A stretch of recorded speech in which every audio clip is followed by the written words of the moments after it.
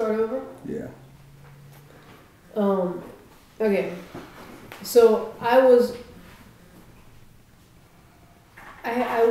working for the one guy, and I was working for the girl that I was in a relationship with. She had come to the old salon, and I started working for her. So I was working for two people. Then we moved to this new salon. Well, we were there for like 6 months, and what happened was she got saved, broke up with me, and then I got fired by the guy. And I wasn't happy about the breaking up at all, but what was I gonna do? So then I get fired, but I was still working for her.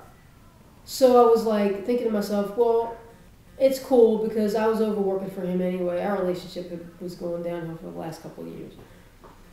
And I thought, well, I still have my job with her. No big deal.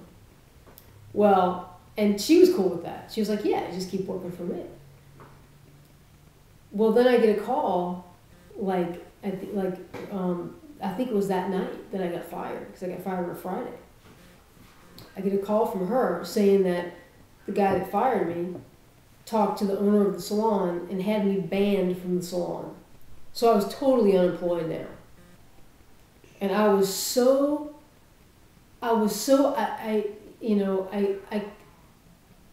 not going to say what I could have done.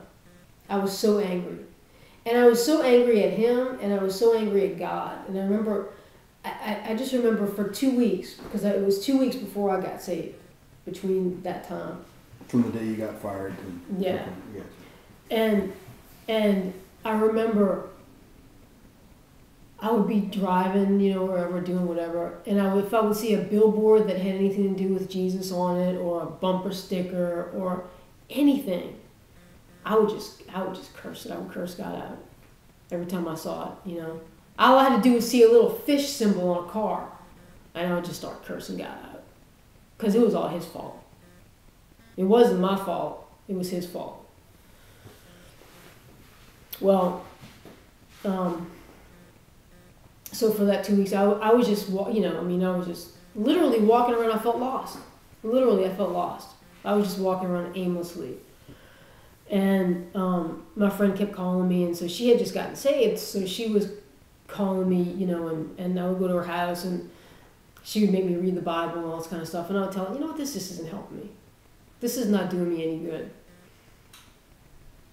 Well, finally, I would talk to her a little bit, and then finally, I had a friend that worked at a bar. Wouldn't you go over there and just drink beer? I did one night. Instead of reading the Bible. I was not a drinker. Okay, I was not a drinker. I didn't drink. I just didn't. But during that 2 weeks, I did. And I remember I went to her house, and I was drinking beer and just getting drunk, and she was making me read the Bible. It's funny. But anyway, and I had a friend that worked at a bar down in New Orleans. And I drove down there one Saturday night during that 2 weeks. And I think it was the weekend before, because I got saved on a Monday morning. It was that Saturday night. I drove down there, sat at the bar, got drunk, got my truck, drove back to Ponchatoula. And this is not me. It's just not anything I did, even unsaved. I just wouldn't do that. Well, then the next day, Sunday, but then keep in mind the whole time, that pain you get in your gut, like when you have something really emotional going on, but it's so bad that it's physical and it makes you sick, and you just can't there's nothing you can do to get rid of it. That's what I had all these 2 weeks. Well, that Sunday, what could I do? I was just depressed, and the pain was there, and I just, nothing I could do to get rid of it. So I was like, well, I'll go to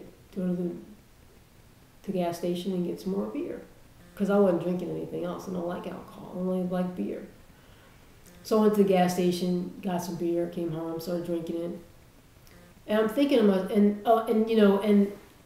I figured I was just sitting here in the living room, just drinking beer, and I was like, I have a great idea. I'll get my gun out and just blow my head off. That way I can get rid of the pain. That was my thinking, you know? That was a great idea to me. It would work. It would get rid of the pain, right? So I go in there and I'm sitting on the bed and I have 38 and I'm sitting there and I'm like, okay. And I'm sitting there and I'm holding it like this. And I look over, I look on the bed and Miss Kitty's sitting there and she's looking up at me, you know, with the big green eyes. And I was like, I can't leave her. And then I started thinking about the dogs out in the yard, you know, I'm thinking, what are they going to do? If I'm it, they depend on me, you know? So I was like, okay, well, this isn't a good idea. So I put the gun down, put it away. And I was like, you know what? And then I realized, you know, I'm sitting here getting drunk, and this is just not me. This is stupid. So I went to bed. I figured if I go to sleep, at least I don't have to deal with it while I'm sleeping. So I went to sleep, woke up the next morning, drugged myself out of the bed. And I was pacing. I remember I was just pacing all through the house. Just because I was lost. I was just aimless, walking, thinking, pacing around the house, thinking, how do I get rid of this pain in my gut? That's all I can focus on. And it hit me all of a sudden, and I remember I was standing right there when it hit me. Jesus can take it away. And it was like a light bulb, you know? And I remember I stopped in my tracks and I went, yeah. And then Satan came in and Satan was like, no, you don't want to do that. And I was like, no. And it was like, he can take it away. He's the only way it's going to get taken away. And I was like, yeah. So I went, I don't know why I did, but I walked down the hall into the bedroom and I got on my knees on the floor in the bedroom. And I just said, Jesus, you know, you gotta take this. I can't deal with this anymore. I can't get rid of it. It's gonna kill me, you know? And I said, if you take this pain away from me, I'll give you my life. And it was at that moment that I knew, like, you know, I didn't hear it audibly, but I knew in my heart. It was like the Holy Spirit said, okay, but that gay lifestyle is over. And I was like, okay. And I remember I said out loud, I said, okay, but you got to do it because I can't. And that was it. And then literally, I was on my knees for like 4 minutes or something.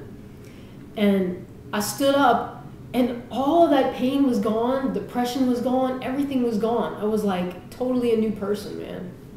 And I got up and like I couldn't even stay in the house. I had to get out of the house. So I took a shower, got dressed, got in my truck, drove to Metairie, you know, and I was like, you gotta go somewhere and do something because I feel too good. And then, you know, the rest is history. That's basically it. Wow. Wow. Did I go over time? There you go, believe it or not. Old things have passed away. Behold, all things have become new. Look, anybody who says they're a Christian and you haven't had old things pass away and all things become new, you ain't a Christian. Well, you got that waiting for you. You still got it waiting. Yeah, exactly. yeah, yeah. You got the Holy Spirit moment to come into your life. Exactly. That's awesome, man. That's awesome. Okay, Mike, tell me your story. Tell my Tell story. your story about that night in the truck. Oh, no. Well, come on. This is going to be good for somebody. Somebody needs to hear this. Somebody needs to hear this, Mike. Where do I start? I'm trying to think.